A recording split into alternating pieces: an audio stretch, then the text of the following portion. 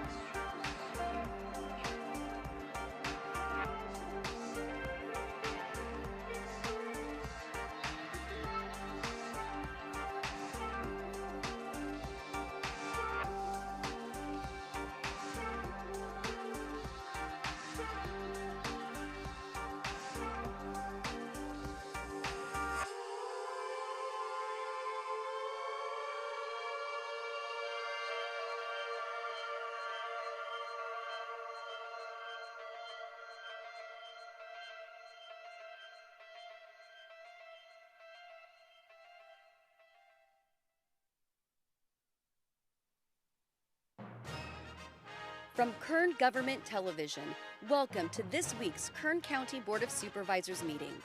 Originating from the Kern County Administrative Center, located at 1115 Truxtun Avenue in Bakersfield, California. Grounded in ideas, energy, and innovation, Kern County's vision is to be a driving force for the world's 5th largest economy, and our mission is to exceed expectations of the communities we serve, changing the way they feel about government, those who manage it, and the services it provides. Today's Board of Supervisors meeting will convene momentarily.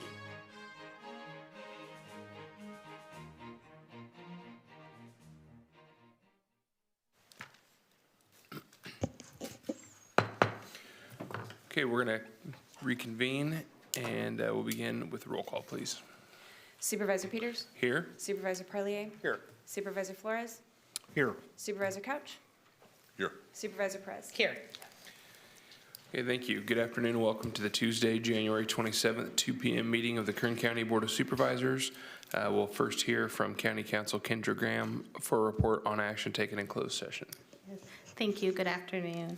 This morning, following the AM agenda items, your board heard items 38 through 40 in closed session.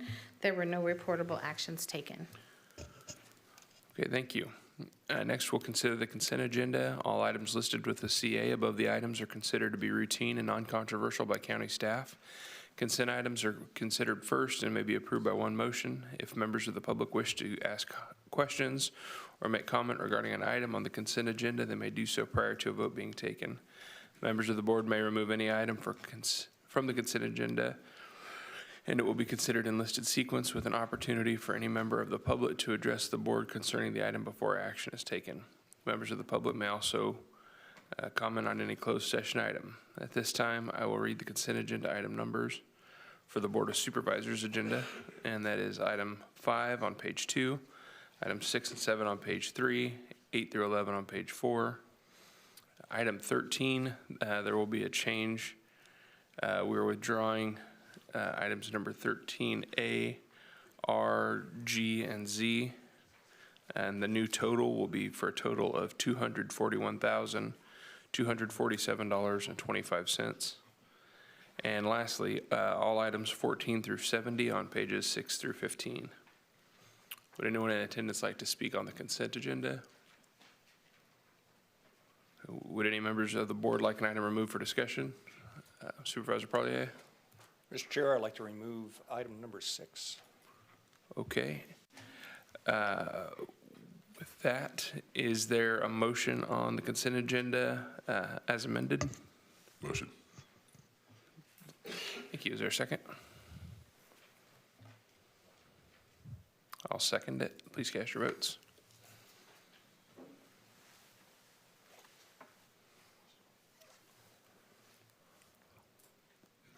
The motion is approved. All ayes.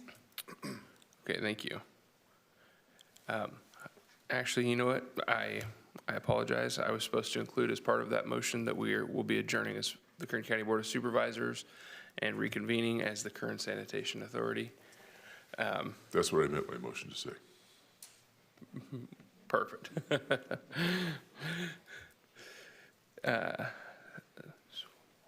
So wait, do we Go ahead and do one. We'll just do it? And then we'll go back to 6. Perfect, okay. So, Kern Sanitation Authority's consent agenda includes item C1, and you want me to do the Ford City Taft Heights at the same time? You can if you want. Okay, and that consent item is C2. So do we have anybody from the public wishing to comment on those two items? Okay, seeing none, do we have a motion to approve the consent agenda and reconvene as the Kern County Board of Supervisors? Yes, motion to that effect. A second. Thank you. Please cast your votes.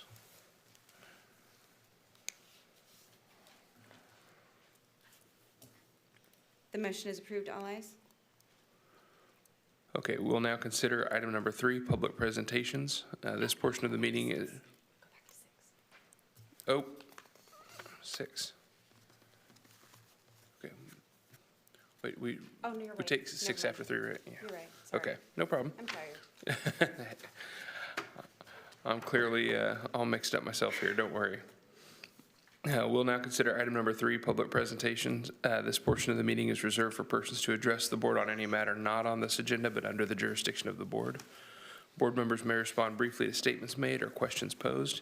They may ask questions for clarification, make referral to staff for factual information, or request staff to report back to the board at a later meeting. The board also may take action to direct staff to place a matter of business on a future agenda. Speakers are limited to 2 minutes. Please state and spell your name before making your presentation.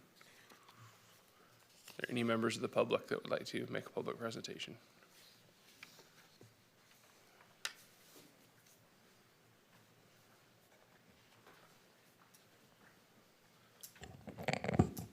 Good afternoon, Board. My name is Jesse Albert Land. I was here earlier and we spoke about my solution for the affordable housing shortage and why no one in this board would talk to me, give me some direction, a pat on the back.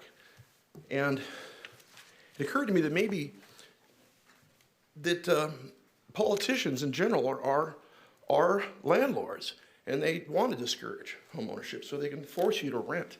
It's almost like a conspiracy of people that don't want you to have a home so that you're become a second-class citizen forced to rent, never realizing the American dream, okay? Or it's runaway capitalism.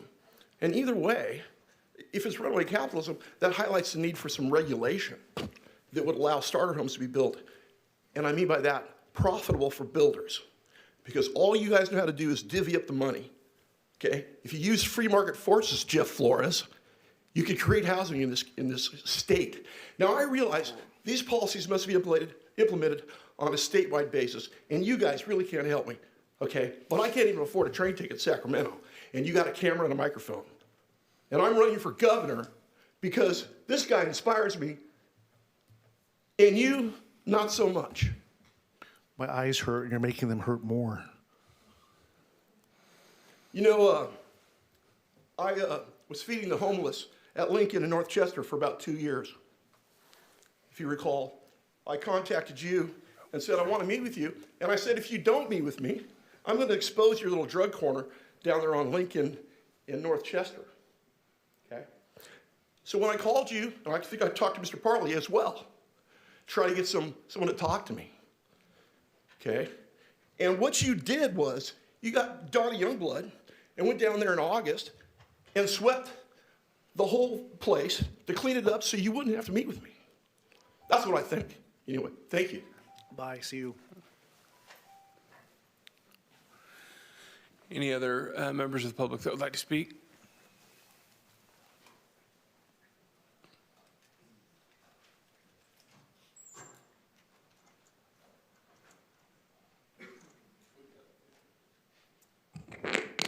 Good afternoon, honorable members of the Board of Supervisors. I apologize, it's a little hard to follow up that one, that last comment, but I just want to introduce myself. My name is Eric Arias. I'm the President and CEO of United Way of Central Eastern California. We've been proudly serving for 63 years here in Kern County. We recently expanded into Inyo and Mono counties as well. But today, it's my honor to be here. I'm actually joined by my colleague, our director, Ms. Sofia Calero Mejia. She oversees our many programs that we have to offer. And today we're here to announce that it is the beginning of tax season. And so we have several volunteers, members of our staff who are preparing taxes today at our office. Last year, we brought back $6.2 million, I hope I have that number correctly, to Kern County families. And we were able to serve 3,280-ish individuals with their tax preparation. So we would love to just share that information with you, anything that you could do to help encourage folks to complete their taxes. Obviously, we provide the service for free, and we would love to partner with you all to help get that message out to our community. Thank you. That's awesome. Well, thank you very much for being here, Eric, and for sharing that. Supervisor Parley. Eric, I just want to thank you for your leadership at United Way and all the good things that United Way does for our community. Thank you to you and your staff. Are there any other members of the public that would like to speak?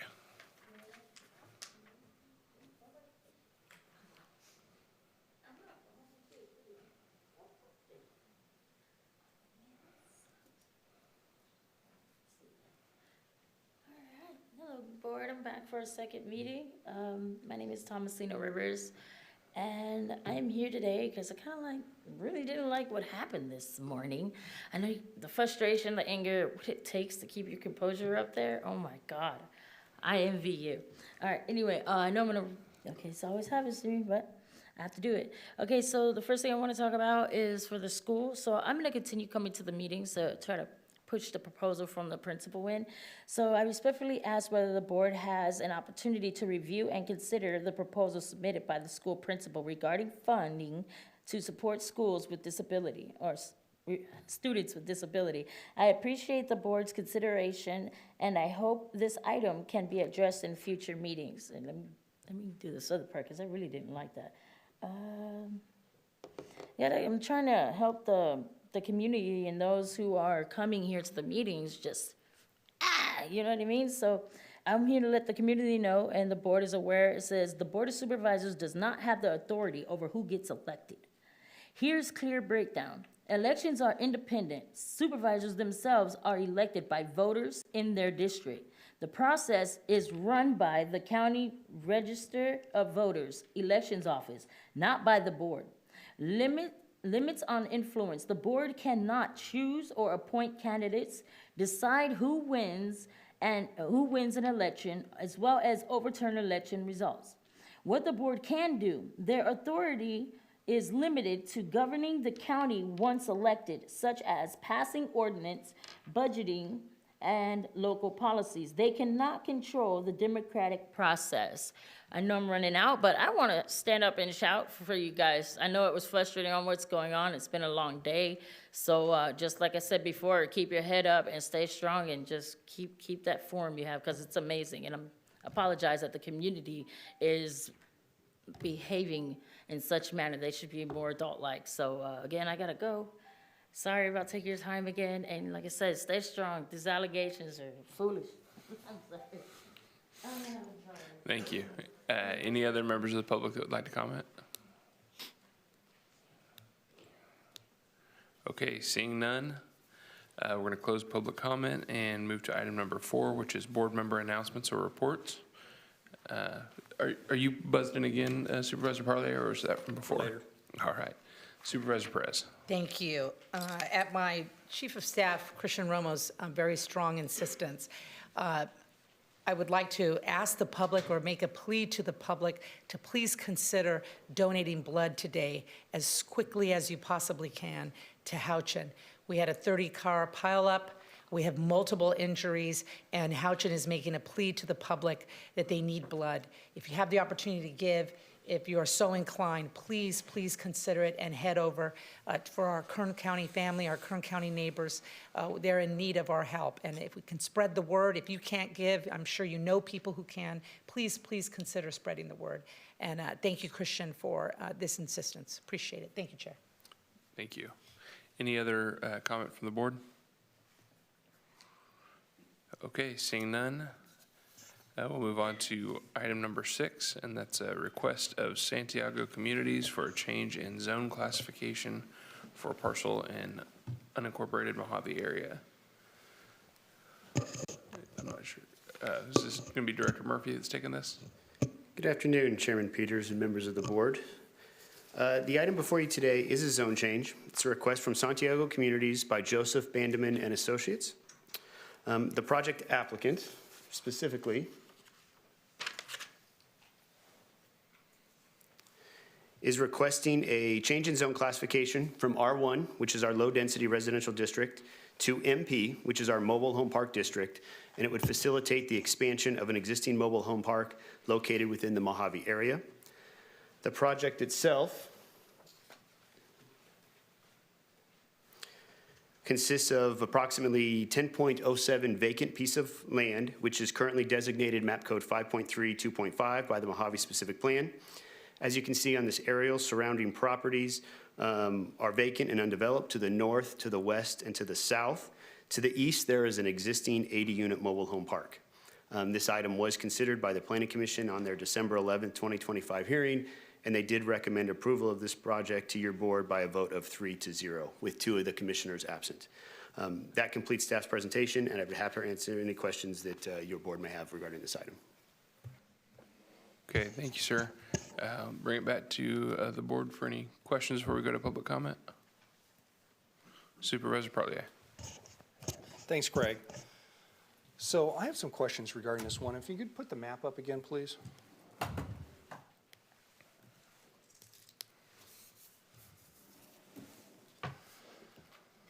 So when I first got elected, basically it was the day I was sworn in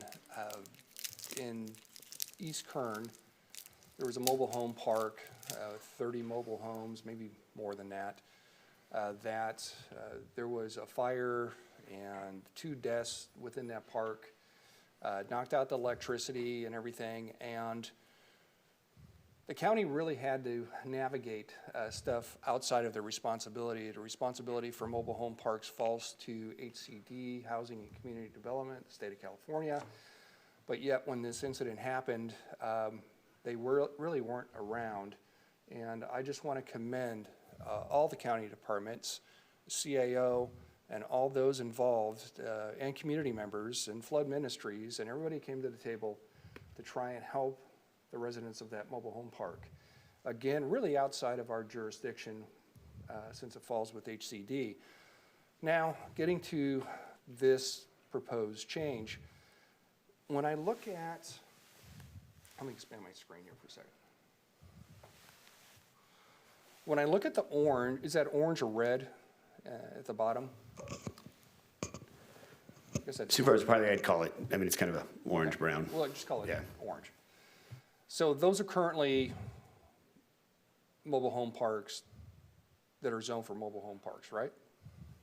Or it's zoned, it's not necessarily a mobile home park. Supervisor Parlier, that is correct. They are designated for mobile home parks, but they are currently vacant, undeveloped properties at this time. Okay. Well, out in East Kern, I don't necessarily hear a clamoring for more mobile home parks. I hear that they want single-family homes to really start the American dream. This borders, even though it's Mojave, it borders Roseman, and I was out there recently with a really nice development that's going to be built. They provide a lot of amenities for Roseman. Roseman is really an expanding bedroom community in East Kern, and I'm just going to loop this in at the Mojave also. So affordable single-family homes or duplexes are really important to these people out here. So what I'm going to ask is that staff takes another look at this and continue it till March 10th to give us more of a briefing regarding the existing mobile home parks and our surrounding area, our lack of ability to enforce really any kind of rule, code enforcement or otherwise within the jurisdiction of these HCD areas, i.e. mobile home parks, and just give us more of an in-depth briefing on it. So I make a motion that we continue to March 10th. Second, the continuation to March 10th as well. Okay, thank you. Is there any member of the public that would like to provide comment on this?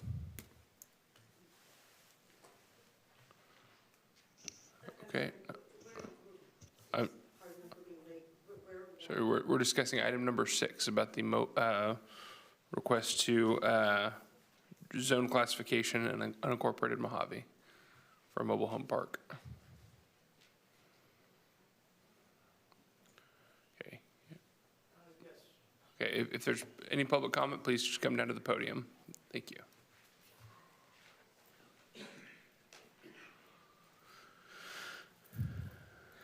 Thank you. My name is Frank Roach, here to represent Bonneman Associates. Staff, thank you so much for the presentation.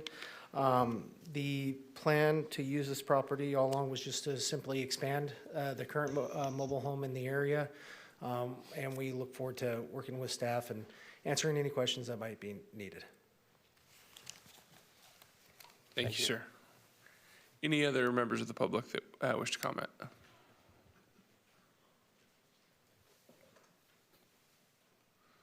Okay, seeing none, I'm going to bring it back to the board. We have a motion and a second. Please cast your votes.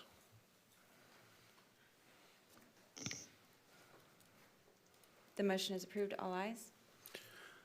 Okay, thank you. Our next item is item number 12 under the Public Works Department, a hearing for public determination of nuisance at 10509 Meacham Road.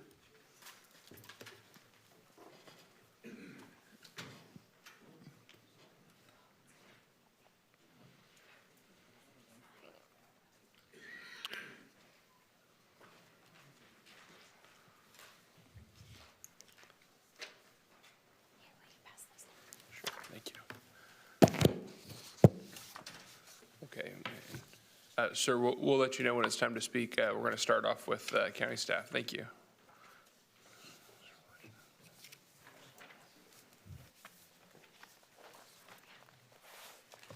I'll turn it over to Director Champlin.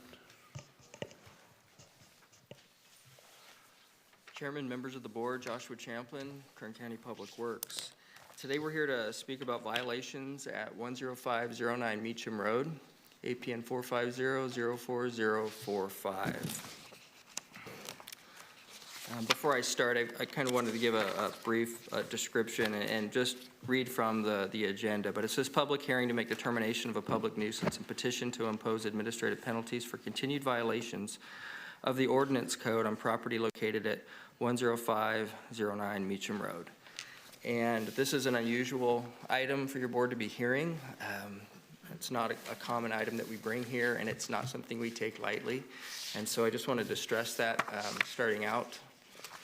With that, I'll move into what we believe the violations to be on this site.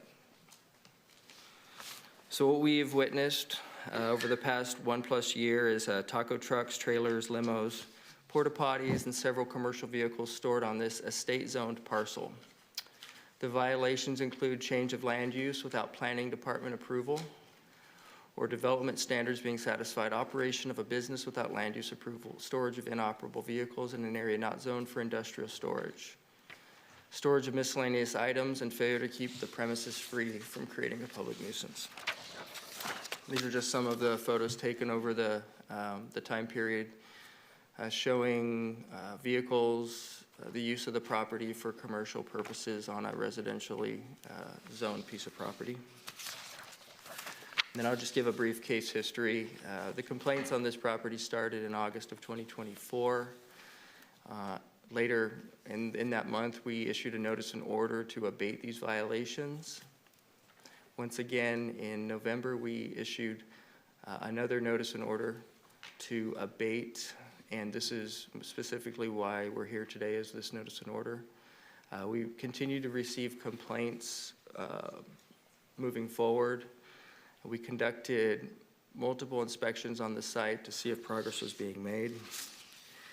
All the way through April 2nd, 2025, as you can see, scope didn't, the property didn't appear to change in our opinion. On June 9th, 2025, we received confirmation from planning that a home occupancy permit had not been issued, and we administered our first of 4 administrative citations against the property. We continued we continued to serve administrative citations up until December of 2025, and that's where we stand today. And then one more slide of showing vehicles for business purposes being stored on essentially the front yard of a residential property with advertising that's out of compliance with local ordinances. And so our conclusion that the owner continues to operate several businesses on the parcel in disregard for the notice and orders and administrative citations issued. We've given the history, and so at this time it's staff recommendation that we hear from the property owner initially, and at your direction, receive and file the report, adopt resolution declaring current land use on subject property a public nuisance, approve assessment of penalties against property owners in such amounts that are determined to be appropriate by this board. So that concludes our presentation, and we're here to answer any questions that you may have. Okay, thank you, sir. Are there any comments or questions from the board before we hear from the property owner? Okay, not seeing any. We'll invite the property owner to come up and share any information. Hi, my name is Carlos Sierra, so I do live at 10509 Meacham Road. A lot of those photos are old photos. This has been going on since I lived at my other property, so it seems like every property I go to, it seems to follow. I do have multiple things that I do. I mean, I work for what I do. I just need to know what I'm able to keep at the property or not keep at the property. I removed everything they asked of me before that was behind my gate. I had containers that I had to remove that people were allowed to go on and bid on my property. Things that were there, so I had to remove them. So everything was clear. I got a notice from code enforcement that everything was clear, that I needed to get taken off the property. So I thought it was okay. I mean, there are some things that I do carry there at times, but all those are old pictures. I don't have anything there that's on there anymore that shouldn't be. So I just need to know what I'm able to keep. I mean, all my cars are tagged. I mean, just because I have them lined up a certain way, I mean, it shouldn't be a problem, I don't think. I mean, there's people around in my area that have multiple cars, and I know that we're only allowed one vehicle per business. But I'm not gonna go and talk about other people that have the same issue I do, because I'm not gonna be that person. So I just need to know what I'm approved to have on my property and what I can conduct there before, all these letters get sent out. I do get them, I do receive them, but I just don't understand why I can't have what's mine on my property. Okay. Well, we'll see if we can get you some answers. The property, this is zoned for, is it a state residential? Okay. I don't know if you guys or maybe county council would have some additional information just as far as what can be done there on that property as far as running a business from that property. Sure. Sir, if you want to have a seat for just a minute, we're going to try to get you some answers. Hello again, Mr. Chairman, members of the board. Craig Murphy, Director of Planning and Natural Resources. So the property, we did look it up, it is zoned estate residential. In general, you are not allowed really to have any businesses on a residential piece of property unless you go through some sort of home occupation permit, things along those lines. There are provisions that potentially allow the storage of one truck. Depending on the size, it may require a conditional use permit, maybe not. But in general, the running of a business specifically on a residential piece of property is not really something that is authorized. The applicant would need potentially a change in zone classification for some sort of storage facility, or we would have to have a better understanding of kind of what is being done at that business. But generally, just keeping all of those trucks at that location is not really consistent with the residential zone classification that we have on site currently. Okay, got it. Thank you. Any other questions or comments from the board? Okay. Well, I'm familiar with this site. I've driven by it a couple times to check it out as well. These pictures might be old, but they're not very old. I've driven by there just in the recent past and seen all these vehicles there, trailers there. This has been going on since 2024. And there's been multiple times where you said code compliance has had to make contact, where they've had to go out and send officers and county resources. So that being said, I'm going to make a motion that we approve staff's recommendation and move forward with this. Second. Thank you. Is there can we have everybody cast a vote, please?